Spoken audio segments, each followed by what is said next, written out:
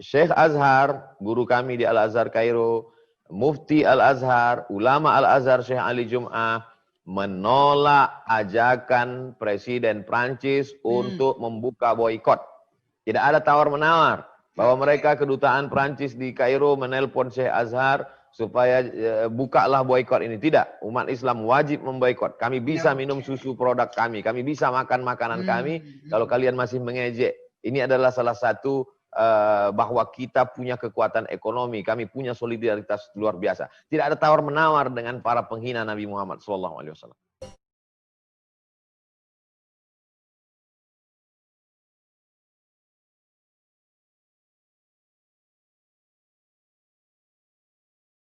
Kehidupan ideal itu seperti kehidupan Nabi Muhammad SAW di periode Madinah yang 10 tahun itu, Ibu Risha. Jadi ada pemimpinnya Nabi Muhammad SAW, lalu kemudian ada orang Yahudi yang menghina. Maka ada orang Yahudi yang menghina, jadi rakyat itu sebetulnya tidak bertindak. Jadi semuanya adalah pemimpin, ulil amri. Oleh sebab itu maka idealnya begitu. Jadi idealnya kita punya pemimpin, pemimpin inilah Dulu ketika kita masih punya Sultan Abdul Hamid di Turki, yang kekuasaan paling besar namanya Turki Utsmani, ketika itu juga orang Prancis ini sudah buat drama. Dari dulu Pak Ustadz? Ya? Dari dulu sudah buat drama? Ya, ada drama, mereka buat opera, drama. Di situ pelakonnya itu pelawak paling lucu sebagai Nabi Muhammad SAW. Waktu itu mereka tampilkan di Paris. Jadi berita itu sampai ke Sultan Abdul Hamid. Jadi Sultan mengirim surat ke pemimpin Eropa, kalian stop ini opera ini. Karena ini menghina Nabi kami. Jadi pemimpin stop. Waktu itu mereka takut dengan Sultan Abdul Hamid dengan kekuasaannya. Kalau kalian tidak stop, kami akan kirim bala tentara kami. Akhirnya di stoplah opera itu, drama di Paris itu akhirnya berhenti. Ya, jadi idealnya begitu Ibu Risha. Tapi karena kita tidak punya kesatuan pemimpin negara Islam lemah, ketakutan semua. Karena Paris, Prancis ini negeri yang hebat, akhirnya umat Islam mengambil tindakan sendiri. Dan kita sekarang sedang melakukan perbuatan yang tidak ideal. Apa yang dilakukan oleh seorang anak muda memenggal kepala guru yang brengsek, mengejek Nabi, karikatur Nabi di depan murid-muridnya. Apa yang sedang dia lakukan itu adalah tidak ideal. Tapi salahkah dia? Wallahu a'lam. Saya tidak berani menyalahkan dia. Karena kalau saya katakan dia salah, ternyata dia mati syahid, di akhirat dia dimuliakan, masuk surga, saya malu dengan dia. Tapi apa yang tidak dilakukan sekarang adalah tidak ideal. Tapi ketidakideal itu terjadi, kenapa? Karena memang tidak ada pemimpin umat Islam yang lantang seperti yang dilakukan oleh Muhammad.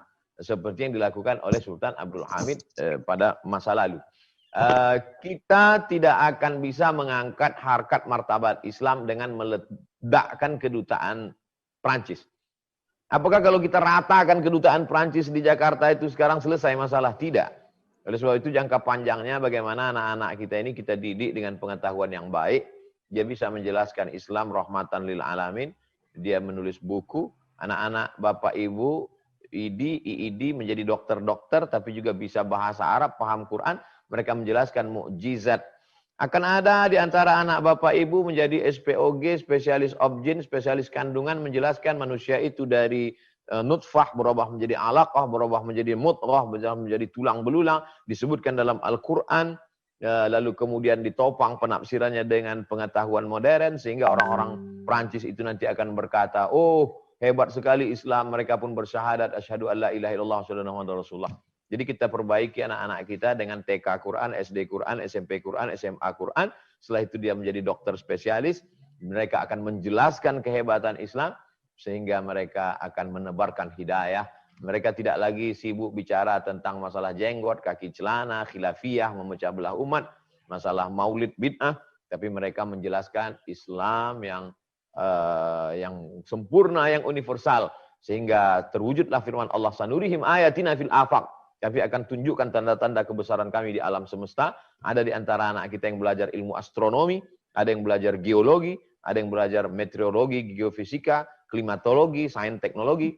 Maka itu semua akan menjelaskan kehebatan Islam di masa akan datang. Abdul Somad official, saya posting Syekh Azhar, guru kami di Al-Azhar Kairo, Mufti Al-Azhar, ulama Al-Azhar Syekh Ali Jum'ah, menolak ajakan Presiden Prancis untuk membuka boikot.